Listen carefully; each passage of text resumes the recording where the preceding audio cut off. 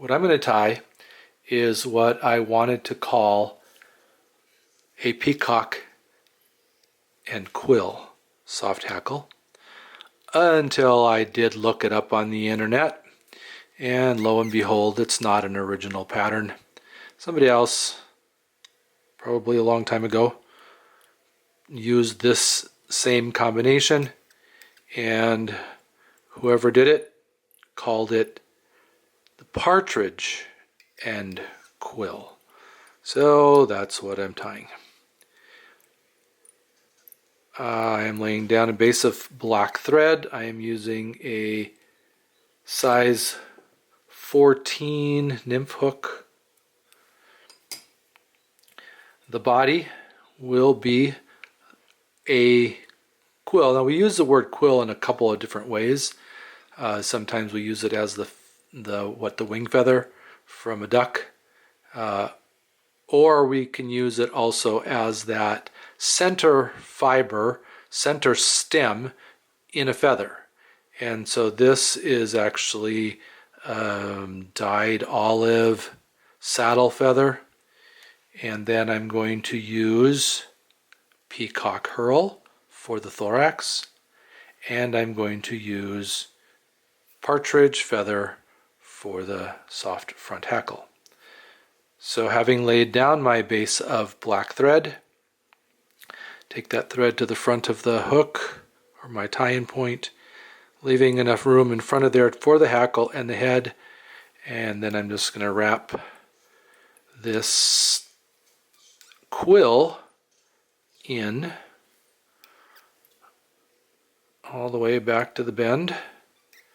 Bring my thread up to the front, and I'm going to throw a whip finish in it so that I can use the rotary vise to spin.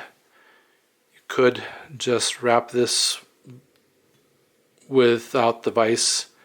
I find it a little easier to hang on to wrapping it with the vise. So touching wraps all the way up the hook shank to create the slender segmented body of whatever insect this is mimicking, and there are many that the soft hackle mimics. So I'm going to stop right there where I'm going to tie it off, and that will be where I put my thorax and where I tie in the hackle. You can maybe snap that out or cut it off, whatever is easiest for you. And then I have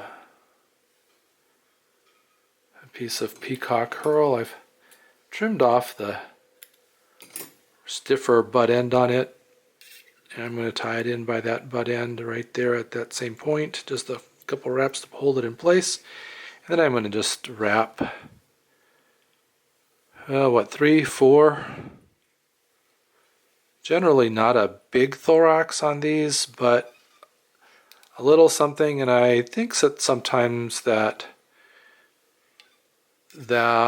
thorax also can help the hackle to stand up, although not all soft hackles have a thorax.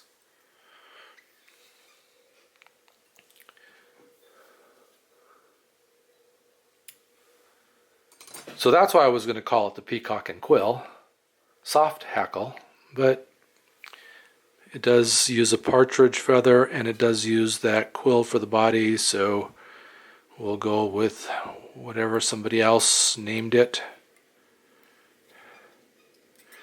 Tie it in so that the shiny side is up.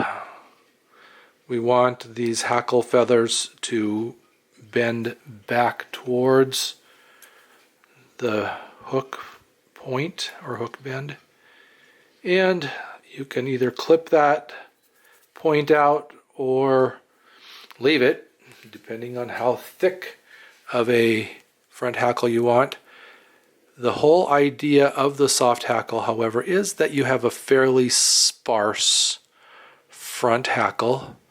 So I'm going to wrap it, pulling back on those fibers.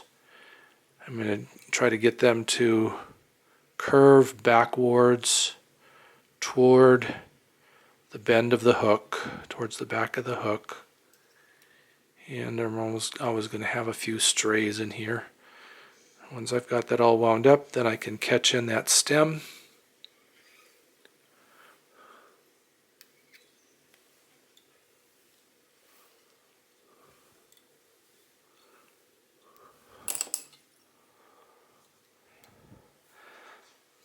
Generally with the soft hackle, if you can, you don't want to wrap back up onto your hackle, just put a little head in, catch in that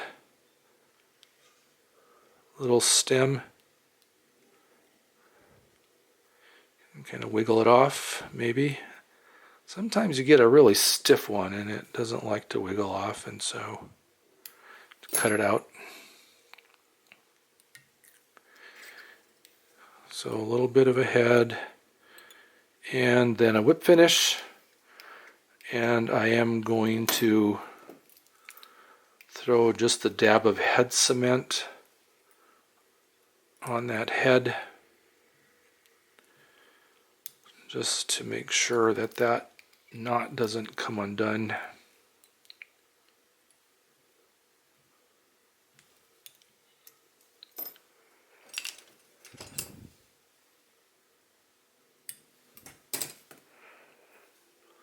And then after this is actually UV, thin UV, and I am going to need to probably clean out the eye. I don't know what it is about the wicking properties of this thin UV, but it does seem, well, maybe I'm okay on this one.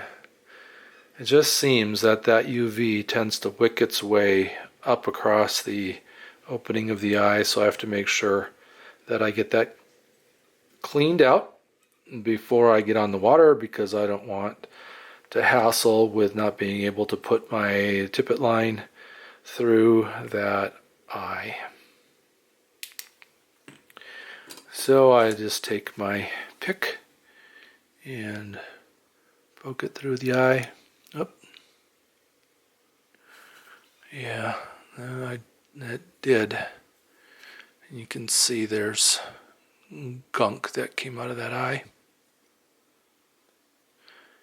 Just make sure that that's cleaned off so that I have a clean eye.